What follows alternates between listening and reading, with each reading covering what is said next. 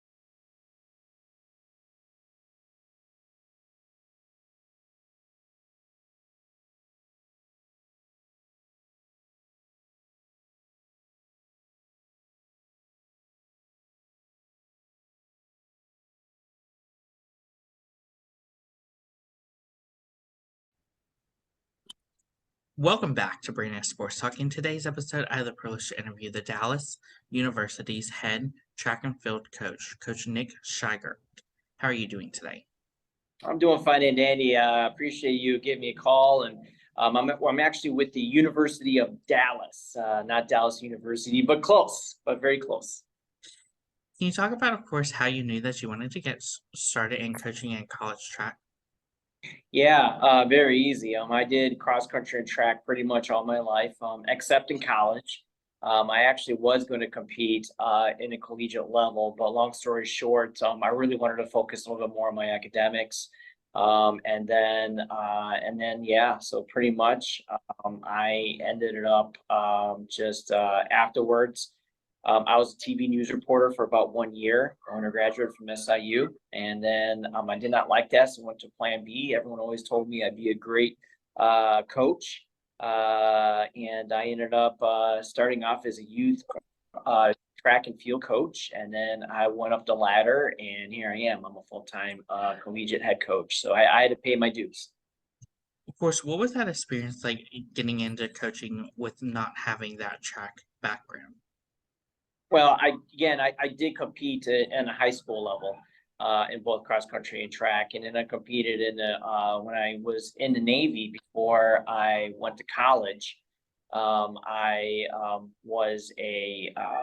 competed for the All Navy track team, and then just afterwards, one thing led to another. I started off as a volunteer coach. They said I was a great recruiter, and really that's the name of the game. You gotta learn how to recruit, on a collegiate level. And I mean, there's very successful collegiate athletes that turned out not to be very good cross country and track coaches because they just didn't know how to recruit. That's the name of the game, man. If you don't know how to sell on a collegiate level, especially in a Division III level, then you're not going to be a very successful coach, no matter how much of a background you have. Of course, what was your experience like getting to compete on the All Navy team? It was cool. It's not like so the Army has an all world class athlete where they really focus on 100% of the time with their athletes. So it wasn't like that in the Navy. When I was in the Navy, I was on the Kitty Hawk, and at times, we had to go out to sea, and we actually had our duty. We had to do our duties first, and then we competed, at various meets and stuff like that. But it was fun. I wish they could have put more money and emphasis into it like they do in the Army programs. But I wouldn't give up for everything. I love the Navy, and I wouldn't give up anything I did in the Navy. It was a fantastic experience. What was that experience like getting to compete on the USS Kitty Hawks? Yeah, so the U.S. Kitty Hawk was different a little bit. We actually competed.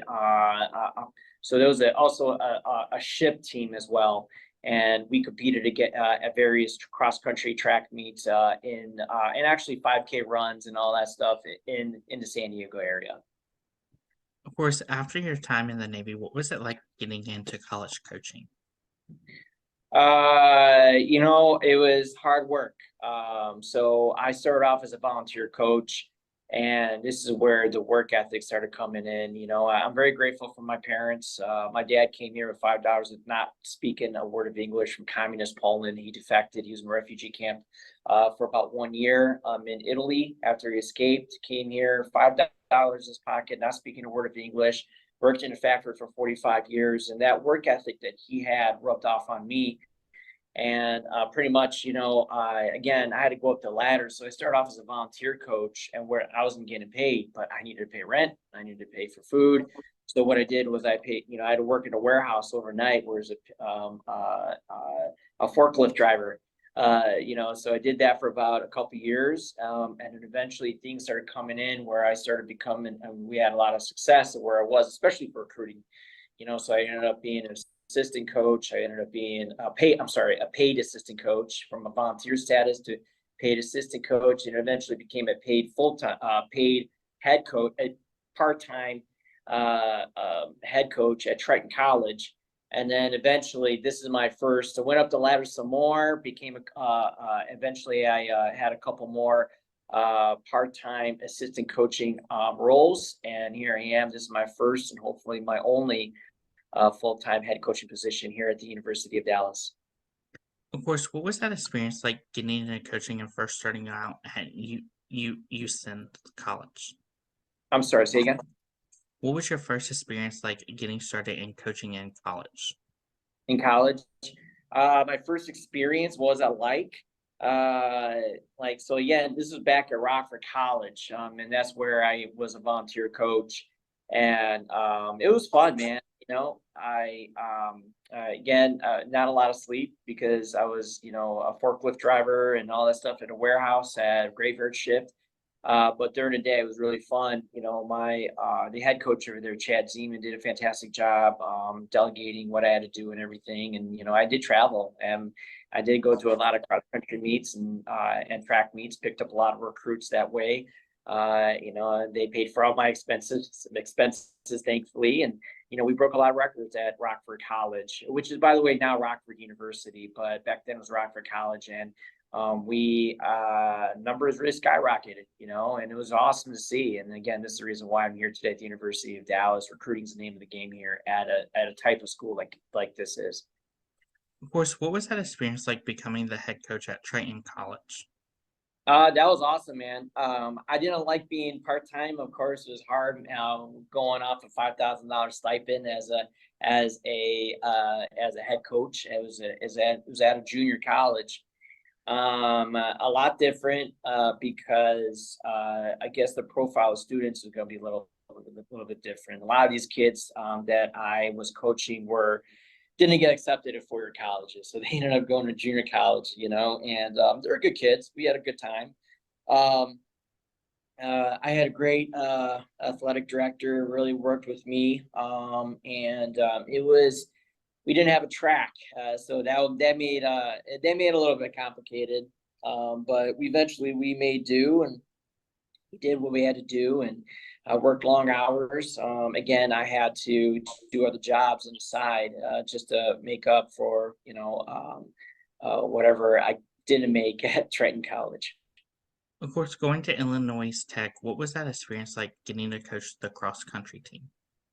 The Illinois Tech experience was awesome. It was both. That was my first opportunity to coach at a school that was very, very academically oriented. Where these kids, they go to Illinois Tech knowing that it is a STEM focused school. So, for example, you go to English class, go to like some of these history classes, whatever. They try to implement math and science into it somehow, some way. But it was a really great opportunity. And it really got me into it's pretty much what helped me get hired here at the University of Dallas. I don't know if you did your research on UD, but University of Dallas is a top ranked academic Catholic university in the state of Texas, and actually ranked 21st in the United States amongst all Christian universities. It's the only classical university in the state of Texas, and one of 16 classical institutions in the United States. So it is a very, very tough, rigorous academic university. And I think my time at Illinois Tech is one of the main reasons why they hired me here. Of course, how did your stops along your way help you to where you are now at the University of Dallas? Can you please repeat that question again? I'm sorry. How did your stops along your way in your coaching career help you to where you are now at the University of Dallas? Yeah, I already mentioned Illinois Tech. Trenton College has really taught me how to become a better head coach, and then like I used to coach club. I was a club coach as well, and it really got me. I had a lot of beginners, and when Division III level, you're going to have a lot of newbies and never done like hurdles or whatever, and that's really helped me learn how to coach kids like that, in hurdles and jumps. I've never done it before in high school, and I teach them here in college, So, but yeah, I guess all the behind the scenes work, that's pretty important. It is, the behind the scenes work is one of the tougher things, especially when I don't have a big staff here. You go to the bigger schools, you're gonna have a compliance officer, you're gonna have a budget officer, you're gonna be another person in the athletics department that's involved with transportation, with uniforms. Here at the University of Dallas, I do everything all by myself. The scheduling, registration. I joke around. We do all the I plan all the traveling. I joke around if I decide to quit coaching, I should become a travel agent, because like that's pretty much what I do here, man. I do that, and obviously recruiting. Recruiting's always been a big important part here at the University of Dallas, and I've always been a successful recruiting at the prior schools. Again, recruiting is the name of the game. Of course, what was that feeling like coming to the University of Dallas to become the next head coach? I'm sorry, repeat that again. What was that feeling like coming to the University of Dallas to become the next head coach? It was really cool, man. It was finally I got my first full-time coaching gig. And it was, I have a family. I have a beautiful 4-year-old daughter and a very handsome 1-year-old son. And my wife, she's actually from El Paso. I met her up in the Chicagoland area, but she's from El Paso, Texas. And once I got the position here at the University of Dallas, I was very elated. Especially, I'm a devout Catholic. University of Dallas is ranked the second most religious university in the United States. So, coming to a very faith-based school, I think that was really important for me. Again, I'm able to relate with the students here because most of the student athletes here are Catholic, especially my team. My NCAA All-American, she had aspirations on becoming a nun. Right now, she's working on her master's degree up in St. Thomas, so in Minneapolis, so just everything about UD, the location's great for my family. I actually turned down a Division I program to coach here at the University of Dallas because location. Dallas-Fort Worth is amazing. I think they say it's the fastest growing area in the United States. I mean, let's be blunt, everybody's moving to Texas now, because, the job opportunities and everything. So I plan to be here another 20 years. I love the school. I love my administration. I love my bosses. And my family loves it here. I mean, I told my athletic director during my evaluation a couple of weeks ago, the only way you're going to get rid of me is you're going to have to give me the axe. Of course, as a head coach, does a typical game day look like for you as a track meet? Those are long, and especially since we don't have a lot of resources, I don't have I don't have paid assistant coaches, so they are going to be. It's a long day. It's brutal. I at times it could be a 12-hour meet, for track, and then cross country meets are fun because there's only like a couple hours in the morning, so those are fun. Get back home, I'm able to spend time with my family that Saturday afternoon, and I want to be there for my family's like my daughter's first t-ball game or my daughter's soccer game, so that's important. But track and field is going to be tough, man. It's a little bit more traveling cross country due to the geographic points of like where our colleges are located, especially ones with tracks. So we have to travel a little bit farther than cross country. But yeah, it could be 12 days. And since I don't really have a lot of assistant coaches, I got to do everything myself. And they could be very long days. I mean, I remember coming back, I could easily get 16,000 steps a day, just walking around and making sure all my athletes, sprinters, jumpers, distance kids are all ready to go, so it's tough, it's brutal, but I love it. I'm not complaining. Again, it comes with a good work ethic that my father, being a poor immigrant from Poland, communist Poland, coming here, and he instilled that in me. And you don't hear 1 ounce of complaining from me. So, As a head coach, what is it like in getting to coach those different disciplines in track, like the throwing, the javelin, and even runners and sprinters? so on my end, I've been fortunate enough to coach jumpers, sprinters, hurdlers, and distance kids. And here at University of Dallas, because we don't have a track, I really primarily only recruit distance kids, but we will have kids that want to do jumps and hurdles and sprints. And matter of fact, one of our athletes who actually plays basketball here, so I slightly recruited him, but our head man's basketball coach recruited him heavily to come to UD. And so he does basketball and track, and he actually became the NCAA Division III All West region person in the 400 meters. And he did a fantastic job. But I do help out with coaching a little bit, especially during the track meets, just helping him through and stuff like that. But most of the kids here are distance kids, so that's my main goal. That's my bread and butter, just helping out the distance kids. But yeah, I've coached jumpers. I did, like I mentioned, I'll coach some jumpers and never done triple jump or long jump before. And I still remember my first year here, I'd had a couple and I taught them how to do it, and they did good. They had some personal records, and as long as their name is in the score sheet, and I'm all happy, man. Of course, who are some of the teams that you compete against? Well, I'm sorry, say again. Who are some of the teams that you compete against in your conference? Well, in our conference, see, the thing about track and field collegiately is a lot different than most schools, than most sports. Obviously we don't have like conference, we have one conference meet, in basketball, you have conference games, you have like non-conference games for several games, and then you have conference games. Here, it's not like that. We all NEIA Division I, Division II, Division III schools will compete together on one track and compete against each other.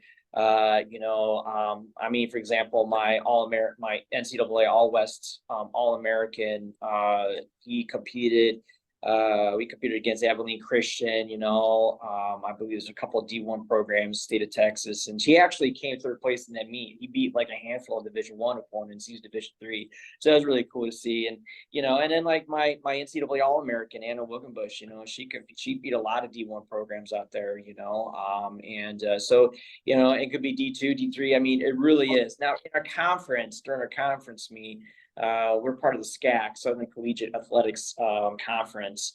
And, right off the bat, I know we have Trinity, Colorado College, Texas Lutheran, Austin College, but they don't have a cross-country track program anymore. They cut their program, unfortunately, a couple years ago due to COVID. COVID really affected a lot of programs nationwide. And then, St. Thomas in Houston, Shriner. I actually got Centenary. I'm looking up our basketball gym up here. We got a couple names up here. I think really that's it. So Of course, what is that like? Obviously, getting to compete against those conference teams that are in your conference, but what is that like also getting to compete against those non-conference teams in different areas of the country? You know, it's different, man. So I really do think Division III is very spread apart for many reasons. When it comes to especially our school, they don't give preference towards athletes coming here. I mean, you either get that score or you're gonna have to go somewhere else. So everyone here is an elite even keel. Since we're a very selective school, I have a lot of kids that are denied coming here, and then they get picked up by other schools in our conference. Because I mean, nothing against them, but our academic standards are it's brutal. It is brutal. It's pretty high. It's a good thing, but then it makes my job a lot tougher. So that's like, so the a lot of that, and then financial is going to be a big thing. Our budget, some schools in our conference has a $1.7 billion endowment. We're nowhere near that, man. I mean, and we're like, I think they said we had the second or third lowest endowment in the conference, but it's not because, it's just a tough school, and we're a very small school, and it's a different profile compared to other schools in the conference. So I think, my opinion, I could be wrong, this is just my opinion, but I think Division III, it's a lot more spread apart when it comes to like talent level and just stuff like that than like most divisions, Division I, Division II, and NAIA, so it's a different ballgame. Of course, what does a typical home meet look like versus a away meet? So we don't have home cross country or track. We do have a home cross country meet. We have it on campus. It makes it a lot better because my students are very academically oriented. They don't like to travel, so they like to be here on a cross country course and then go home for the rest of the day and study. That's pretty much what it is, man. Track meets, we don't have a track on campus, so we can't host track meets, so we have to travel a little bit more. But it is what it is. Can you talk about, of course, the culture that you built for the track and field program? Okay, so repeat that again, please. Can you talk about, of course, the culture that you've built for the track and field program? All right, I'm gonna ask you one more time because these basketball players are really loud over here. Can you talk about, of course, the culture that you've built for the track and field program? The okay, one more time. I'm sorry. Can you talk about, of course, the culture that you've built for the track and field program at The Dallas? culture. Okay. The culture here has been very we've improved it tremendously since coming here to the University of Dallas. Of course, I try to implement a religion here a little bit because we are a very Catholic, very religious school. So that's going to be our identity here. Also, our identity is always going to be academics here. Academics is always going to be very important for us here. And then, but pretty much, I think finally with COVID over, and then obviously because I have a 1-year-old, and when my wife was pregnant, it was hard for me to recruit. Now we're starting to get it going in, or now we're starting to get a lot of true recruits. And we're getting true recruits. What I mean by that are people that want to join the University of Dallas cross country track programs based on, because of cross country and track. I found them. We have another category called admissions recruits. And those guys just found the University of Dallas, and they want to come here just primarily for academics. They did cross country track, most likely at their high school, but they primarily came here for school. And I think, in my opinion, they're two different categories, because I have a feeling the true recruits will stick longer with the program than the admissions recruits, because admissions recruits, the second they get a B in a report card, they're like, no, I can't do cross country track. I got to get straight A's. And I've had that happen several times on a team. Of course, what does that recruitment process look like for those prospective student athletes looking to come to Dallas University? Yeah, so I do several things. Obviously, I'll go out to the track. Well, first thing I do is, academics is going to be the key point here at the University of Dallas. So I do look for kids with a 3.5 or higher GPA in high school. I mean, that's just a fact. We've had kids with 3.3 GPAs unweighted denied here at UD. And I had a lot of them. And, so I really have to find the kids that are academically oriented. I have a couple of valedictorians here. on my team.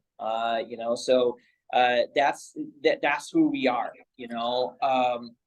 Uh, so I got to look for that. Obviously, I do look for the Catholic high schools nationwide, because they will have a little bit more of a better fit here at UD because of the type of environment we have here, because of strong Catholic faith we do have here at the University of Dallas. But it doesn't say that we're not open to everybody. So I do recruit other kids that come from non-Catholic high schools, and they, especially in the area. So Texas, Louisiana, Oklahoma, New Mexico. I'll go on recruiting websites to find them to come here. And we've been very successful actually this upcoming year. I actually have a good mixture of kids coming in. I believe I have 4 private school kids, which they're Catholic high school kids. I got 4 public high school kids, and I got 1 homeschooler coming here. And we attract a lot of homeschoolers too, here coming to the University of Dallas. Of course, with you being in the Dallas area, what has that been like, obviously, recruiting in the state of Texas? Believe it or not, we don't have a lot of kids here in the DFW area. 65% of our students, and actually here at the University of Dallas, are out-of-staters. The South is very different from the North, and I think it's just because, the Catholic faith isn't strong in the South that is in the North. So overall enrollment here at UD, 65% of the students are from like Boston and Chicago, where, you got that predominantly Catholic background, got the Irish Catholics, the Polish Catholics, the Italian Catholics, and also, the Hispanic Catholics. And, here in Texas is a whole different ball game a little bit, and it's, I think they said only 20% are Catholic here. Up north, I think they said 80% are Catholic, Chicago and Boston and such. Different ball game. And that's one of the main reasons why, and because we're such a high academic school, that's another reason, combination of all that's the reason why we got kids from all around the United States. Matter of fact, half of my kids are actually not from, Texas. I got a kid from Boston. I got a kid from Michigan coming in here. He was a valedictorian at his Catholic high school up in Michigan. I got a kid from Florida come in here. She was a homeschooler, and but a lot of these kids I found, via the internet, and the recruiting websites, and then and honestly, I think I only got 1 kid that's from Dallas Fort Worth area.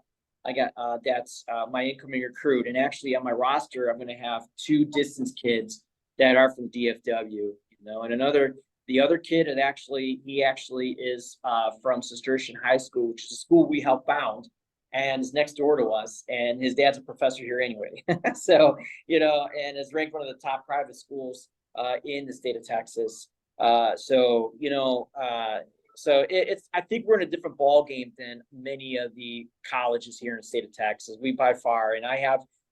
When I recruit, I gotta work 5 times as harder just because of the recruiting landscape I'm in is so different from others. Of course, what does that official visit look like when those prospective student athletes come on campus?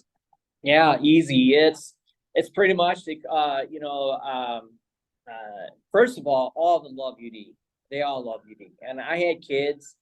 I had non-Catholic kids that come to UD, and the first thing he said is, "This place, everyone loves you. Like, you're not just a name, you're not just a number, you're a name," and that's a fact. And hence there's the reason why Princeton Review, which is a very legitimate source, right? Princeton Review, we're ranked as 6th most happiest university in the United States, 6th.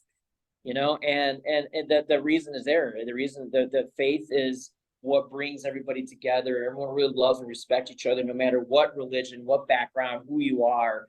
There's just a lot of love here, and then that's what makes us different from most schools, So I've never been to school like this. I love it. The administration's awesome. Faculty is awesome. And low crime. There's hardly ever crime here at University of Dallas. It's just a win-win-win situation for everyone. And people that do want to come here, we're number 1 on the list. Then again, it comes to finances, and we're a very expensive school, and that's why I lose a lot of recruits. But the official visits are always awesome. They'll talk. They'll get a full tour of the campus. They'll sit down with the admissions counselors. and then they'll talk to me. And then we also have open houses here, and that's my bread and butter, the open houses we have here. And that's like an all-day affair of everything you get to experience as a student athlete. And when it comes to academics, when it comes to sitting in a classroom, seeing what the classical education curriculum is like, it's pretty cool. Of course, as a head coach, what is it like getting to see those freshmen put on that uniform for the first time and the seniors putting it on for the last time? Well, fortunately, because of type of school, the seniors don't steal the uniforms for momentum. So, so they could take home with them. And, it's a lot of, I remember when I was in high school, I was a senior, I'll admit, I did not return my high school singlet. I'll apologize to my athletic director at Streamwood High School later on. I'll donate the $5 for the singlet. But, here at the University of Dallas, if they want to purchase that singlet, they can. My All-American, obviously, she's, and she missed it. Actually, I have her singlet because we'll have the Hall of Fame thing here, and she's going to be a Hall of Famer. So, I'm hoping I took her cross-country spikes, her whole uniform, and then we're going to make a little plaque of it once she gets voted into the Hall of Fame here. It's the type of school you are. They do miss it a lot. The freshmen are obviously super excited. I mean, that's like any other school. They come here because of the identity of who we are at the University of Dallas. So as a school overall, it's a fantastic academic, fantastic religious school. It's a fantastic, just overall, just everything about the school and what represents the values. Again, values is so important here at UD. Of course, what are some of your coaching accomplishments so far at the University of Dallas? Well, obviously, my first year here, I was able to coach our first All-American and in schools history in an individual sport. There was an All-American that was here that played basketball several years before I came here.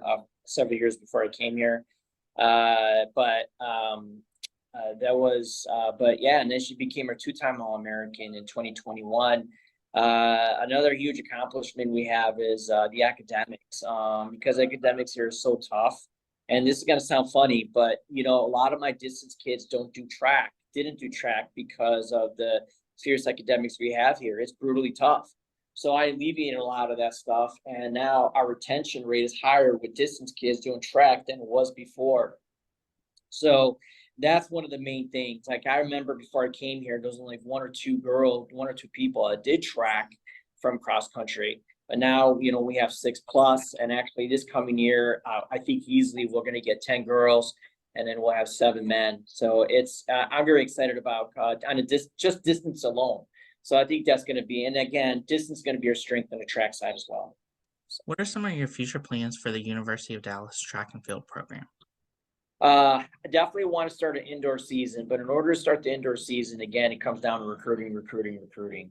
So my athletic director said if we have enough numbers, we could possibly have a full indoor season. If we're going to win national championships, we have to have an indoor season. I mean, that's just a fact. I mean, look up the north, all the power schools in Division III, all come from the north, and all of them have indoor seasons. And that's just a brutal fact. I guess another thing I really want to have a track on campus. Once we get a track on campus, then I can start focusing on recruiting hurdlers and jumpers and sprinters. It's not easy. I mean, I'll be blunt with you. Like, it's even hard just running high schools around here and trying to do our track workouts on their facilities as well. So for me, it's just strictly distance kids. And what I want to do is obviously, build that strength, build the numbers for a distance side. I definitely want us to go up the rankings in conference. Cross country is not as strong in the South as it is in the North. I mean, that's just a fact. And I really want to build upon that. So. Of course, what advice would you give those high school athletes looking to become college track and field athletes? I'm sorry, what did you say? What advice would you give those high school athletes looking to go into college in track and field? It's funny because whenever you mention that, like to other cross country and track coaches, it's always the same response, I feel. And I'm gonna say the same thing, okay? If you send an email, be patient. Okay. We're not gonna respond the next day. We have so many emails that come in consistently, and we deal right now, just look at my inbox, I got 40 within one day. And I don't have time to go through every single one of them. And it takes me a few days. Honestly, it does, because once I get here, I got so many other things I got to get done. So be patient, number one. And if they still do not contact you, the coach still does not contact you, it's not because, they don't like you. It's because there's just so much going on. I don't think college athletes, even college athletes, know how much we have going on behind the scenes, and we have families too, and they always forget we have families too. They think we live and breathe on campus. We're going to be thinking cross country and track 24/7. I know I'm going to my daughter's t-ball game today. Okay, I want to see that. I'm actually the assistant coach for the t-ball team.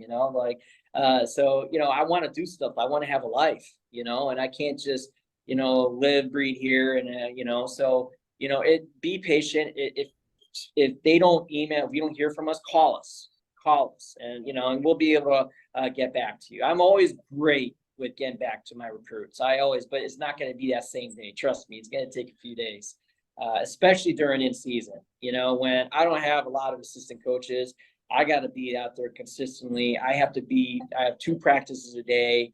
I also have a part-time job, to keep up with the inflation of rent. So I got a lot of things going on. So patience, and patience. Also, another thing I want to mention is that, you got to remember, cross country and track, we're non-revenue sport. Not everybody is going to have a full ride scholarship. I want to say a good majority of them. You always do good in the classroom. Don't blow off the classroom, okay? Because those academic scholarships can outweigh the athletic scholarships. And that's just a fact. I got a couple athletes here, full ride academic scholarships. I had a kid here actually that turned down a Division I program. He came here D3 because these scholarships that we have here outweighed the D1 school he was going to, scholarship wise. So he's going to leave UD with less debt. So it's a whole different ballgame. So stay true with your academics. Otherwise, it's going to get tougher. So hit the books. What advice would you give those freshmen entering their first year of collegiate track and field? You remember cross country is a lot different. Distance kids are different for sprinters and hurdlers. Distance kids are going to be year round. So they start competing year round. They got to come in here a week before school starts, before the academic year starts, and they really need to stay focused. And a huge advantage for the sprinters, jumpers, and hurdlers is that they don't have to worry about that, in that first year. They could easily transition into the hard academics that a school has, especially schools like ours, So academically, it's going to be an easier transition. This should be an easier transition for them because all they got to do, they don't have to worry about meets that fall semester, and no parties, none of that stuff. Just that first year, focus on your academics. I actually lost a lot of kids. I did lose a few sprinters after that first year. They did not do well academically, unfortunately, and then we lost in that spring.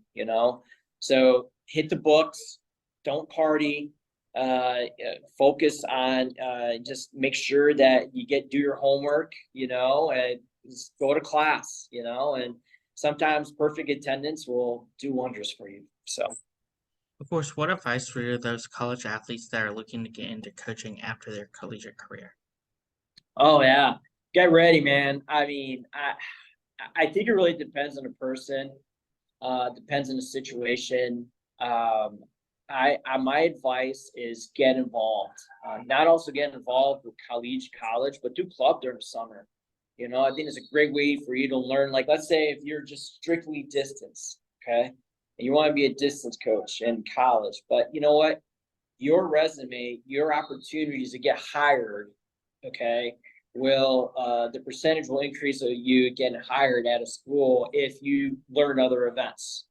So during summer, do stuff that you're not comfortable with. Get involved. If you never coach triple jump, long jump, high jump, do it.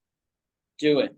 Okay, because you get to learn that way, get certified in those events, and that way other schools will look at that and say, "Oh wow, of course he or she was an All-American in college, but he's got a lot of experience. He or she has a lot of experience coaching jumps, hurdles, throws, all that.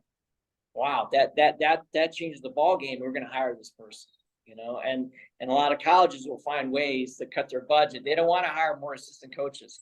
So, they want to try to keep it simple as possible. And that's one of the main reasons why they hired me at the University of Dallas, because I do have a lot of experience coaching jumps and sprinters and hurdlers. So, What advice would you give those future head coaches looking to build their own track and field program? patience. It's going to take a few years. And especially depending on the type of school you go to. Some schools academically is going to be easier. Some schools is going to be tough. And here it is a tough school academically, and which is a good thing, because we get to attract kids that really want to go to, they're very good athletes, but they're very good academic. They're really good academically. I mean, I'll give you a great example. Johns Hopkins up in Maryland. I mean, this is a school that won the women's side, D3 cross country national championships year in, year out. And it's crazy because they go to these D1 meets and they beat all the D1 programs, but that's a D3 program. And what is Johns Hopkins known for? Academics. They're one of the best academic STEM universities in the United States, so they attract different kind of kids, they attract those type of athletes. So, you really, really need to focus on, what the background is of the schools, what the strengths are of the schools, and make sure that if you want to build a program, you got to be super, super patient and just feed off the strengths. So, for example, for me, I know that we're a very strong liberal arts school, and I know that we're a very religious school. So how I'm going to build my program, I really need to focus on trying to get those, religious kids that come here to University of Dallas. I also got to focus on who's very academic to come here at the University of Dallas, but every program's different. Their goals are different. It's just how it is. That's great advice. Where can my listeners find you at on social media along with your program at? Okay, repeat that again. Where can my listeners find the program and you at on social media? Oh yeah, I don't have that on paper or whatever, but if you just go search University of Dallas cross country and track, we do have our own Instagram account, and we also have our own Twitter account. And then obviously Google search University of Dallas, athletics, not Dallas University, not UTD. Everyone gets confused. University of Texas in Dallas, which is a great head coach up there. We're pretty good friends, but they're in a whole different, that's a bigger public university, and everyone always gets this mixed up. So we are University of Dallas. And again, just search us on Twitter and Instagram. Sorry, I don't have Snapper Chatter or Ticker Talker Tack or whatever all that stuff called. Okay, I try to keep it simple. Thank you again, Coach Nick, for your interview, and best of luck in your future at the University of Dallas as the head track and field coach. Yeah, thank you so much, and God bless, and you have a good day. Thank you. You can find Brandon Sports Talk on Facebook at Brandon Sports Talk, Instagram at Brandon Sports Talk, Twitter at Talk_Brandon, and you can find me on YouTube at Brandon Sports Talk. Don't forget to like, comment, and subscribe. Thank you again, Coach Nick, for your interview, and best of luck in your future. Thank you. You've been watching Brandon Sports Talk. Please feel free to like, share, and subscribe to Brandon Sports Talk on social media and on YouTube.